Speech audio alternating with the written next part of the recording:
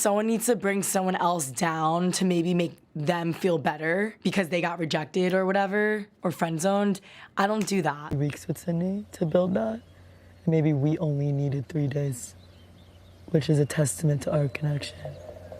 Okay, I'm going to need someone to explain to me. Did they not tell Phoebe that she was going to be recorded 24 hours of the day during her time in on Love Island? Because she spent the whole of Casa Amor talking about how better she was than Sydney to Isaiah and driving that in until eventually Isaiah had to give in and just bring her to the villa. Now Mackenzie is trying to tell her what Chad has been saying. She suddenly starts talking about, I don't like it when another girl tries to talk down somebody else just because. And it's like, girl, we all watched you do that for the whole time you were in Casamo. Can you please shut up? Anyway, hey there. Thanks for stopping by. If you're new to my channel, please don't forget to like, share, comment, and subscribe, and turn on the notification bell for when I upload new videos. I'm so sorry about the delay in uploading. It's just because I was a bit busy yesterday with work, so I didn't get time. So the islanders, I'll start discussing the game. Play a game whereby they read the tweets from obviously the viewers.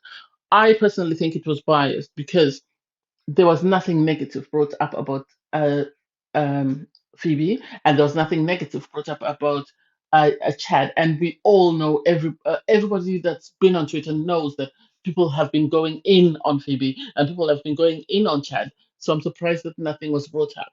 Um, so with Timmy being in coach and Zita being in first class, um, I understand where that came from, and I think somebody commented on Twitter that it's because this was put up at the time. It's sort of Timmy was with Bria, and it does make sense.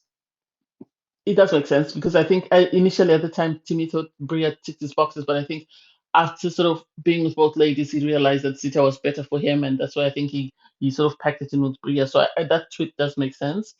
The one about Jesse faking it with Deb and not being attracted to her, I don't think so. I think I remember Tyler in his interview said that Jesse at one time was talking about Deb and you were saying, I'm worried that I might lose her. And you're saying, oh, that was sweet. And so for people going by a few minutes of viewing to suddenly say that he's faking it, it's been 37 days as Jesse said it. I don't think you could fake it for that long. It would have shown by now.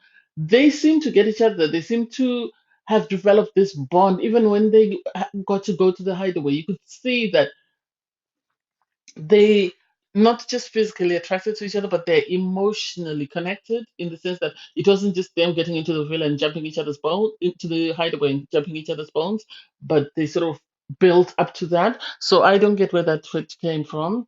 The one about Naja faking it with Jeff. I said this in my previous review that I really hope Naja is serious about Jeff because it seems Jeff is all in on Naja, and I think he will be heartbroken if it turns out that she's not as serious about him as he is about her. And then the natural beauty comment, I think I saw it somewhere, someone put it up. He wasn't necessarily comparing Phoebe. Isaiah wasn't comparing Phoebe to Sydney. He was just talking about how she was beautiful naturally without anything. And for me, beauty is in the eye of the beholder. I don't think either girl is more beautiful than the other. Maybe that's just me. And I think Phoebe's an instigator. That's just my opinion. And she enjoys comments like that. And this is why she was running around trying to pretend to play mediator and sort of say, oh, I wasn't there. It was nothing to do with me, blah, blah, blah. And it's just like, okay, if that's what makes you happy. And with Joel and Phoebe, I don't know. Anyway, I'll review the couples and we'll see how we go. So Zita and Timmy for me, I think are all set for the finale. I don't see them having any more challenges come up because I don't think any bombshells are going to come in. And if they do come in, Zita and Timmy have been together for so long that I think they are now sort of cemented in their relationship and unlikely to turn their heads. I like the fact that they have decided to sort of keep away from causing any drama between amongst themselves and are there to sort of act as role models for the rest of the islanders and are supporting the other islanders when they're going through a crisis, which I really like about both of them. They call them mom and dad. Hey, I guess that's their role. And then from there we go to Jeff and Nadia. Jeff and Naja are that couple that you never want to tell one of them something because they're going to gossip about it when they get home. Because as soon as Phoebe and Mackenzie started fighting, they're sort of talking amongst themselves and sort of trying to hear what was going on and giving their own little side commentary. And it's just like, I really hope Naja is serious about Jeff because I think Jeff have this sort of they people don't understand him because of his appearance. I said this before. I said some people at times are put off by things like tattoos or a body type or whatever. But I think underneath all that, Jeff is an amazing guy, and I really hope Naja doesn't sort of lose that just because she's chasing something else. I know it was brought up, the fact that she came in, she wanted Isaiah, blah blah blah blah blah. But I hope she's setting Jeff, and I hope she gives him a chance once they leave the villa, and they should be okay. I like the fact that I can't make out which side of the Sydney Mackenzie triangle. Sorry, of the Mackenzie and Phoebe triangle. And oh god, I can't make out who Nadia's rooting for between Sydney, Mackenzie, or Phoebe because she's always with one of them and she's always trying to sort of have conversations with them. And I don't know whether she's just curious about what's going on or whether she's rooting for one of them. I hope she doesn't get herself tangled in that mess because it seems very messy. Anyway, from there, it's Jesse, and Deb. They, I think at times people are not very cemented in their relationships. That's when the hideaway is open, they volunteer people that other people quickly. Because I was surprised that given how Jeff was saying he and Nadia are very tight, when Nadia received the text about the hideaway, I thought he would wait for everybody else to nominate him, but he quickly nominated Jesse and Deb. They were happy to go. So it was interesting. I liked how they behaved when they got to the hideaway. It wasn't just them getting there and being, uh, all over the place and stuff. I like the way that Jesse was able to entertain Deb by doing, the pole dance and sort of playing games and stuff. And then once the lights went out, that's when they got busy.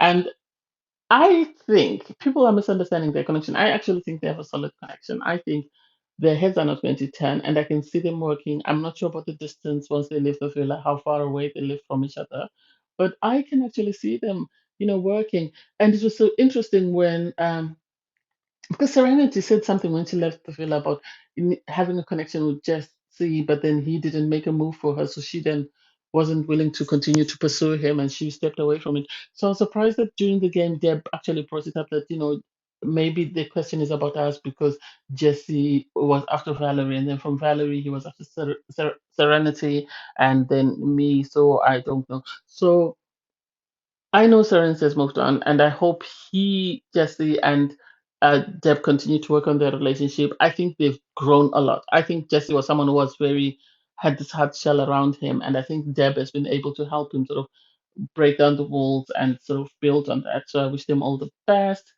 And then Phoebe and Mackenzie and Joel and Chad, I'll just speak about them as a square. Those people coupled up just because they wanted to get Courtney out. That's my opinion.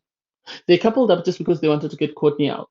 There was no connection in either couple, but they coupled up because they wanted to get Courtney out, and they would rather have coupled up with anyone else than Courtney. That's just my opinion. Because it turns out Phoebe can't stand Joel. Chad can't stand Mackenzie. So why couple up with someone you can't stand? That's what I don't get. And it would have been better for Chad to have coupled up. If he knew he wanted Phoebe, it would have been better for him to couple up with Courtney because he knew Joel had been having conversations with Courtney and there was more of a chance of them developing a connection. But I don't know. So it turns out is very manipulative and she's very calculated in her actions because what happened is she kissed Chad and then decided in the room with other people. Instead of taking Mackenzie aside, she blurted out, "Oh, I kissed Chad, and I love you." And it's like, how is that the same thing? You did exactly the same thing to Bella. You've moved on from there. You've done exactly the same thing to Mackenzie. You did exactly the same thing when you're chasing Chad. Why is she allowed to be on TV and doing all these things? And it's like, what is her motive behind doing all that? And Mackenzie, I have to give it to her because she stood her ground as well and had to tell her at one point that, Phoebe, I won't let you attack me because Phoebe I think Phoebe wants everybody to suddenly appreciate the fact that, oh my God, she's finally found this guy who really likes her. Oh my God, she's amazing.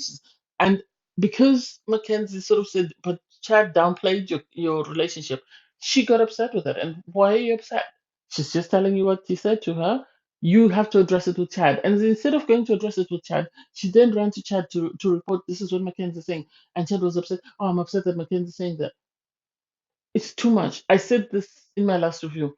It's too much drama. I miss the good old days of just Sydney and Isaiah and their silly drama. This is too toxic for me. I can't stand it. And so now Chad and Phoebe have decided to friend zone their partners. And I don't know what's going to happen to Mackenzie and Joel. There is a voting for a favorite couple. I hope people vote out either Chad or Phoebe with whoever they're currently partnered with, and then we'll see what happens. But I think because the producers like the drama that Phoebe brings in, they're going to most probably send home somebody else. I don't think they'll send Mackenzie home. I don't know. We'll see what happens. We'll see. Chances are they might end up sending Sydney and Isaiah. That's what I get. And then Sydney and Isaiah. See, I think Isaiah was excited when he made that comment during Casamore. I think he was excited. I don't know. Beauty is in the eye of the beholder. I can't tell you that Phoebe's more beautiful than Sydney. I think they're just the same. I think they're just the same. And so I don't get why, you know, I Nigel was right and Mackenzie was right to tell him that he is wrong for being upset when that was said. His first response should have been to comfort Sydney, and then afterwards he should have explained himself. But his first um, action should have been to comfort Sydney, which Mackenzie explained that when you were being attacked during the tweets, Mackenzie. Sydney was supporting you. You should have done the same because he threw a tantrum, went and slept somewhere. The guys tried to sort of help him, sort of pacify him. Jeff tried to have a conversation with him. And for me, I don't know whether it's lack of maturity or lack of experience that's caused him to behave the way he's behaved. I think I don't know. I think too many things have happened between Sydney and Isaiah. And I think maybe once they leave the villa, they need to take a moment to see if this is really something they need to pursue. If they say yes, then they need to continue. Otherwise, they need to go their separate ways.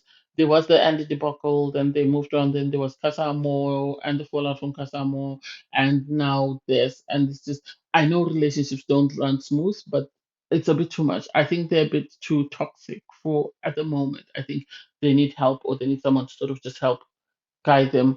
I don't know. They're going to have this conversation. I don't know. I don't know how far that will go, but we'll see. Anyway, it is what it is. Thanks, guys, for watching. Please don't forget to like, share, comment, and subscribe. Bye.